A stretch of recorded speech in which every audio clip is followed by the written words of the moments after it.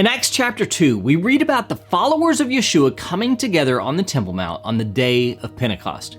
When they were gathered together, God poured out His Spirit on them in a powerful way. They heard the sound of a mighty rushing wind, and what appeared to be tongues of fire were resting above their heads. And then all the Jews who had traveled from across the world for the festival heard them speaking of the wonders of God in their own native language. It was an incredible experience that empowered the disciples and confirmed their mission. But was this a unique experience, or did something like this happen once before? Was God using this experience to turn them away from following Judaism and start a new religion based on a new religious experience? Or was there something deeper going on that connected them back to God's promises made thousands of years beforehand? Let's find out together in this week's 5-Minute Torah.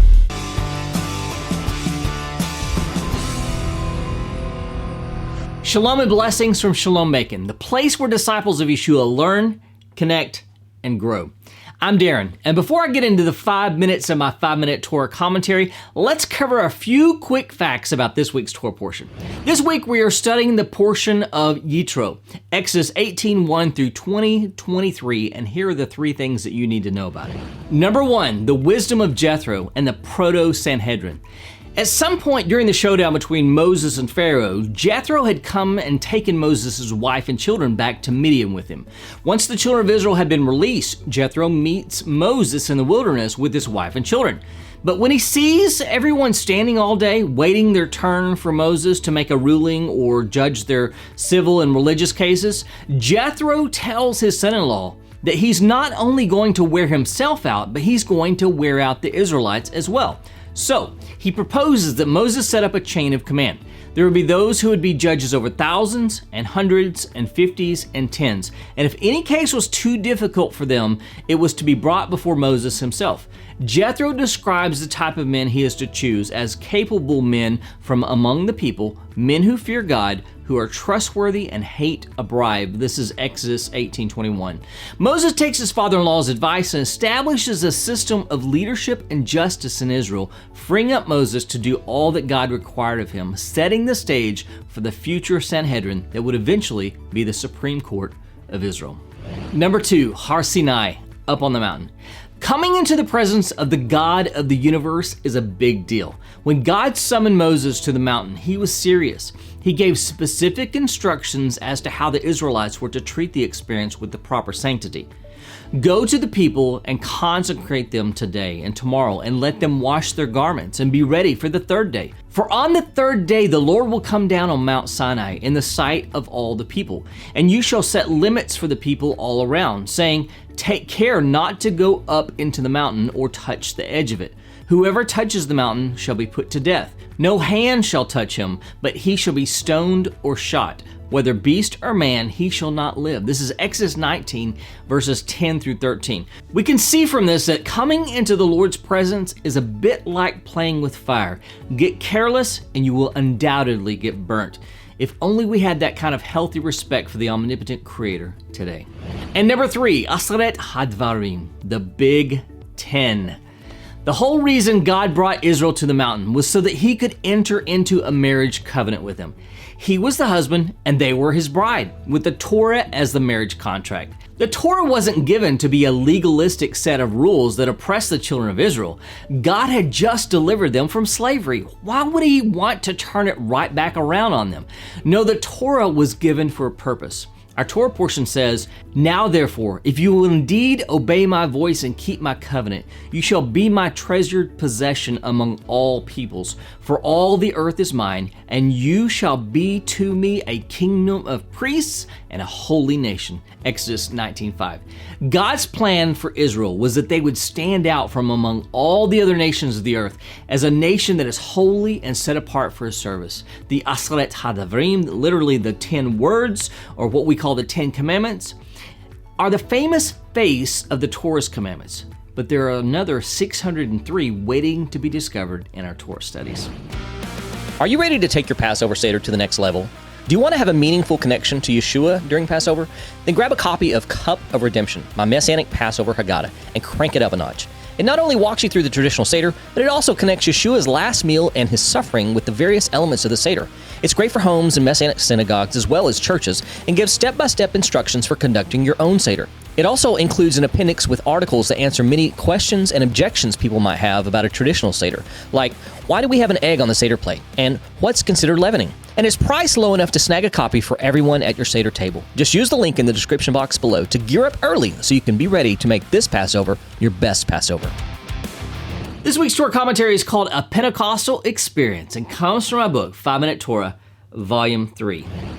We are all familiar with what took place in Acts chapter 2. After Yeshua's resurrection, he instructed his disciples to remain in Jerusalem so that they would be filled with the Ruach HaKodesh, the Holy Spirit. Here's the account of how it happened. When the day of Pentecost arrived, they were all together in one place. And suddenly there came from heaven a sound like a mighty rushing wind, and it filled the entire house where they were sitting. And divided tongues as of fire appeared to them and rested on each one of them. And they were all filled with the Holy Spirit and began to speak in other tongues as the Spirit gave them utterance. This is Acts chapter 2, verses 1 through 4. Yeshua's disciples encountered the Spirit of the Lord in a powerful way that not only transformed their lives, but also empowered them to boldly proclaim the good news of Yeshua's coming kingdom. But what does this event that happened during the lives of the apostles have to do with our current Torah portion? The Torah portion of Yitro records for us the giving of the Torah on Mount Sinai, particularly the Big 10 of the 613 commandments. It tells us how God revealed himself to an entire nation at once. Now, when all the people saw the thunder and the flashes of lightning and the sound of the trumpet and the mountain smoking, the people were afraid and trembled, and they stood far off. This is Exodus 20:15 or verse 18 in a Christian publicized Bible. This passage has a problem, however, that almost every commentator addresses. We are told that the people, quote, saw the thunder and the flashes of lightning. It's normal to hear thunder, but not normal to see thunder. And to compound the problem even further, the Hebrew doesn't use the normal word for thunder. It uses hakalot, which means literally the voices. Literally, these people saw the voices. How do you see voices, and what voices are we talking about? The Midrash understands this to mean that the voice of God came from the top of the fiery mountain and went out to all the nations in all of the known languages of the world. Rabbi Yochanan said the voice would go out and divide into 70 voices for the 70 languages so that all the nations would hear. And each and every nation would hear in the language of the nation, and their souls would depart. But Israel would hear, and they were not injured. This is from Midrash Rabbah, Shemot 5:9. Jewish tradition places this event at the festival of Shavuot, also known by its Greek name, you got it, Pentecost. God gave his Torah at Pentecost, and his voice went forth in all the known languages of the world to proclaim his kingship on earth. Essentially, this is what happened in the book of Acts as well. The apostles would have associated this experience with the original Shavuot, confirming that God was doing something related to what he did the first time. When all of Israel had gathered in Jerusalem to celebrate Shavuot or Pentecost, something incredible happened. God once again revealed himself in a powerful way, just like at the very first Pentecost. This time, however, it was in a way that transformed the hearts of Yeshua's disciples and enabled them to live out the Torah's precepts from the inside out. The Spirit began the work of renewing their hearts in fulfillment of the prophecies of both Jeremiah 31 and Ezekiel 36, and gave them supernatural strength to share the good news of the kingdom with all those who would hear. At the first Shavuot, the children of Israel guarded and protected the message. At the Shavuot in Acts, the Lord used them to send his message forth into all the world. At the first Shavuot, God's voice went out in every language, but only the children of Israel heard it and responded.